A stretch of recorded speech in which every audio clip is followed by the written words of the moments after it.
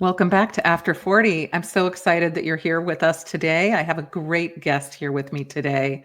Her name is Laura Brazen, and she is amazing. She is a grandparent who is raising grandchildren. And I just have a few fun facts for you. According to the US Census Bureau, in 2021, approximately 6.7 million grandparents lived with their grandchildren under the age of 18. And of these, about 2.1 million were responsible for their grandchildren's basic needs. This isn't something that's talked about much, but Laura has taken this by the helm and she has her own podcast where she talks about this regularly. She has a wide network of people who read her blog or her newsletter. And so, welcome, Laura. I'm so glad you're here to talk about this really important topic. Thanks, Deborah. It's nice to be with you. So, Laura, tell me, as a grandparent taking care of grandchildren, can you tell me about that experience? How was it that this came about? If you're willing to share that, and can you tell me a little bit about what it's like now?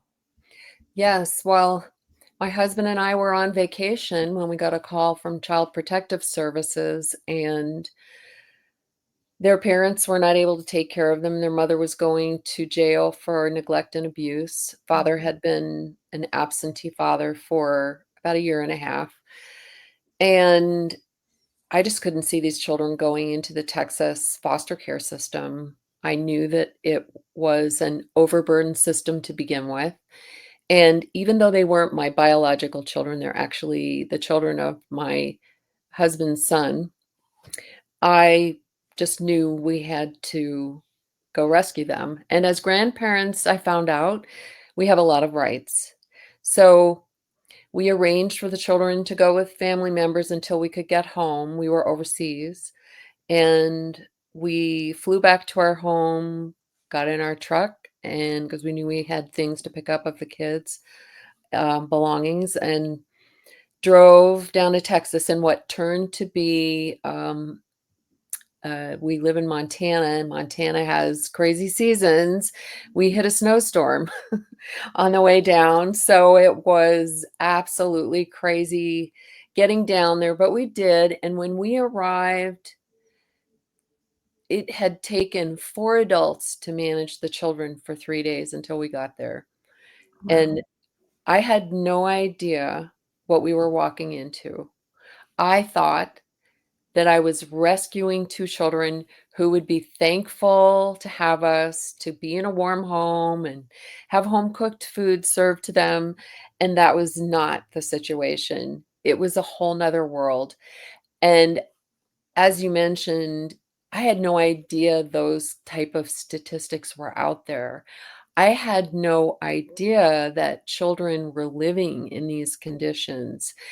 And it had been masked from us somewhat, although I knew things weren't quite normal in their home. Um, I had no idea what we were dealing with, really. So these children had had no boundaries set for them. They were unkempt. Once we actually bathed them and we found open sores on their bodies. Um, the details were pretty gory. Their hair was matted, they were starving. They Mhm. had been feeding themselves out of the refrigerator and out of the cabinets. So when you take children out of a situation like that, and this is something I was not aware of until it happened, they they later were able to put this into words. It was like coming into an alien world. They did not all of a sudden feel nurtured and cared for. They were frightened, really. So we had 2 wild things on our hands, and we got them back to Montana. They hadn't even been in car seats. Mm. So it was like putting them in jail, putting them in a car for 3 days and driving them home. That was just the beginning. Um, There obviously, our whole lives turned upside down. We went from being recent retirees to full-time parents again with children who were neurodiverse, had trauma issues, and it took a couple of years to really adjust. And really, now it's been just over 3 years, and things are starting to feel normal for them. But we even just recently found out that one of our grandchildren has dyslexia. Mm. So, uh, learning a lot, which is how the podcast came about. Yeah. The podcast was came out of an effort to reach out in every direction I could to find out how I could get help for them. And through the University of Montana, thankfully, about a year and a half into having them, we found them to be the greatest resource. It was a kinship caregiver program, which now they have in many states.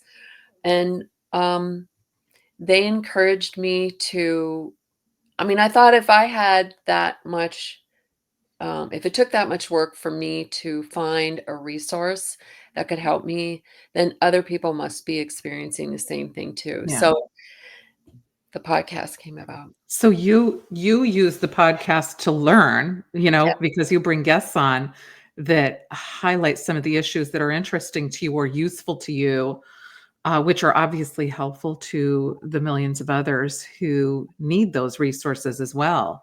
Yes. I'm so surprised that there weren't more resources, and maybe I shouldn't be, that were widely available. Is this as someone who's navigated this now for a few Yeah. years?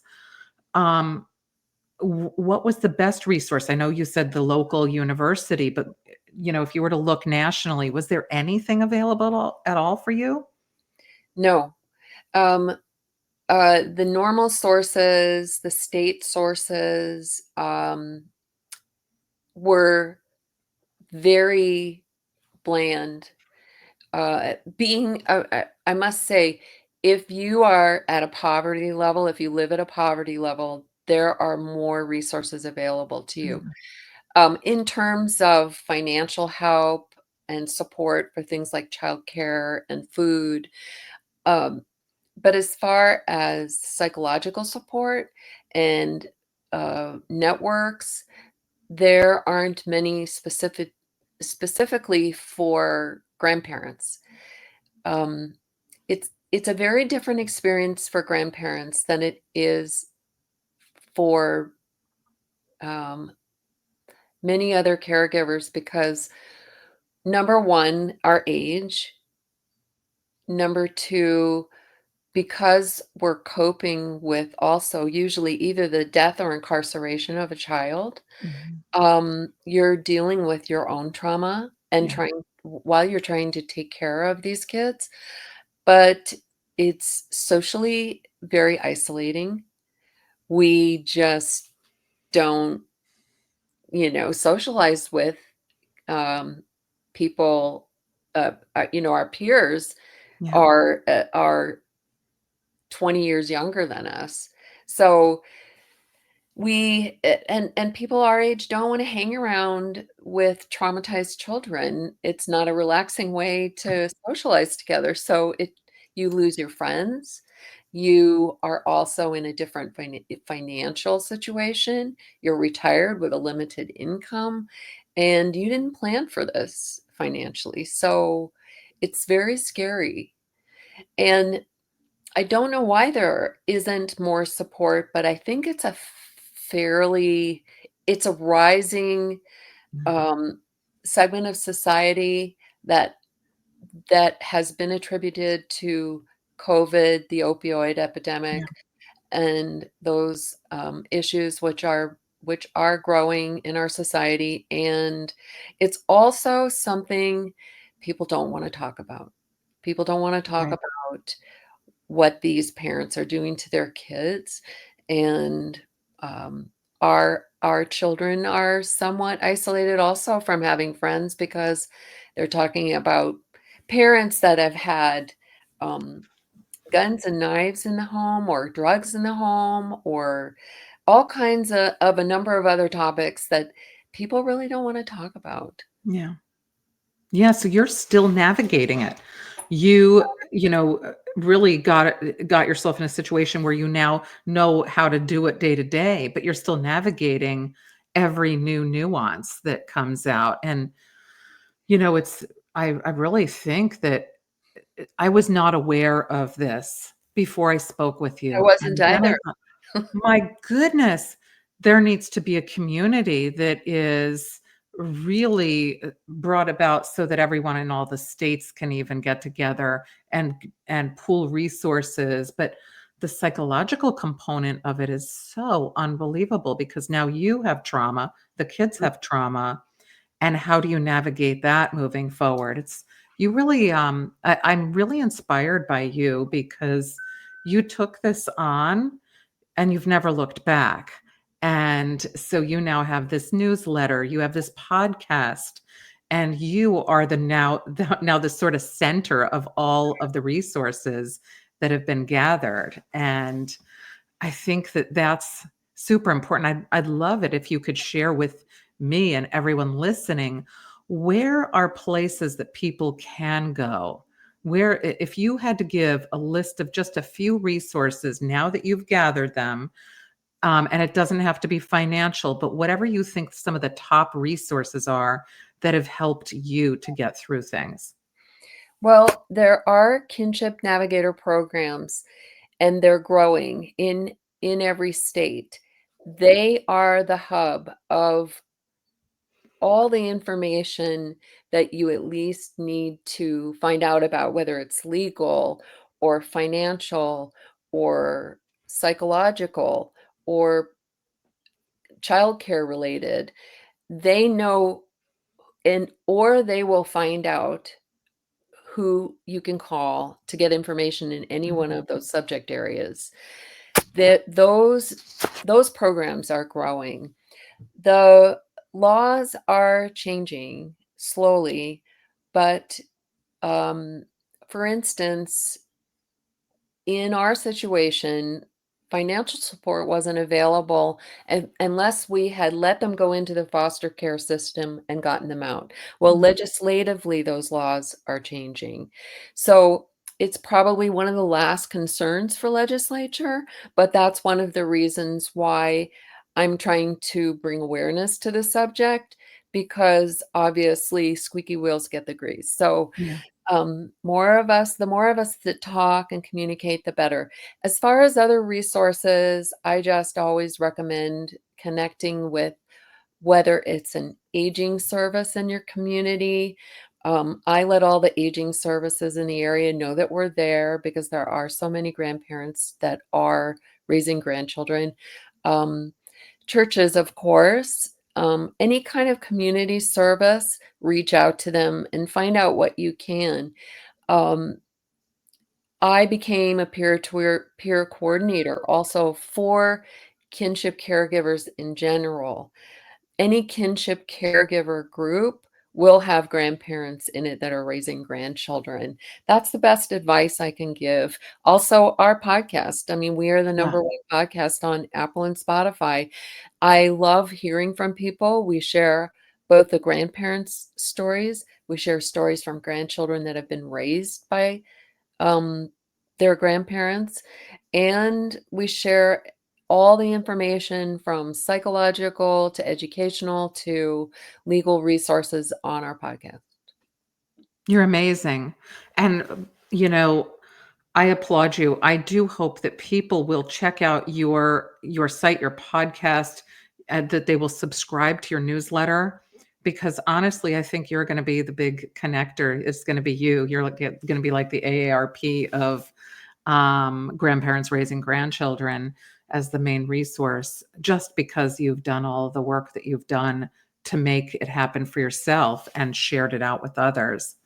Um, those are great tips.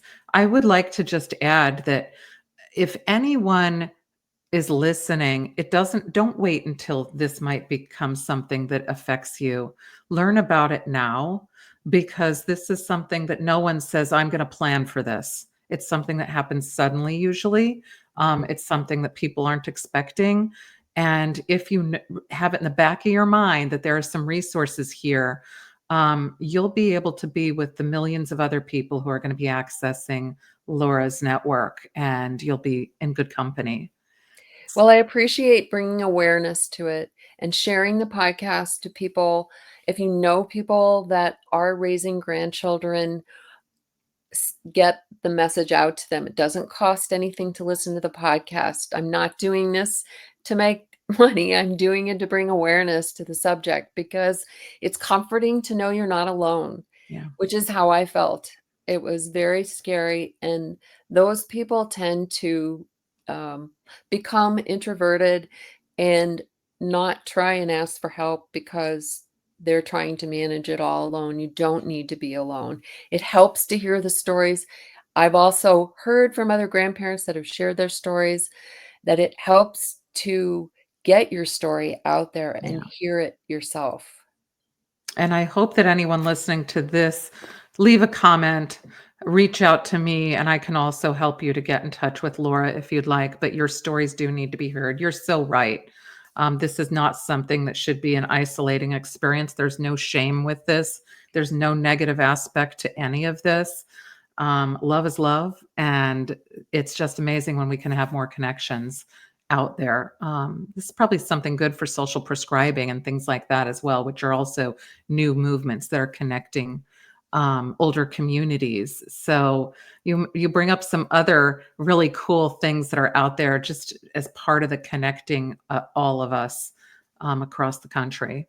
And Deborah, you brought up a great point. I can't stress enough how important it is not to feel shame over the way you're managing the situation, not to feel shame over the fact that it's happening in your family. Mhm. And um, the the most important thing is to know that you're doing the best you can. But I also want to add that this is not something everyone should do or can do. Yeah, And being able to admit that you can't is also important. And there are resources to get support with that, to get your yeah. grandchildren the help they need if you can't do it yourself. Absolutely. That's such a good point. Because if you even just don't want to do it, there's no shame in that. But if No. you do, get involved with as many other people as you possibly can. And if you don't want to, are resources that can help get your grandchildren with who they should and could be with. So those are great points, Laura. I want to thank you. Oh, go ahead. I was just going to say, I don't have any problem with anyone contacting me.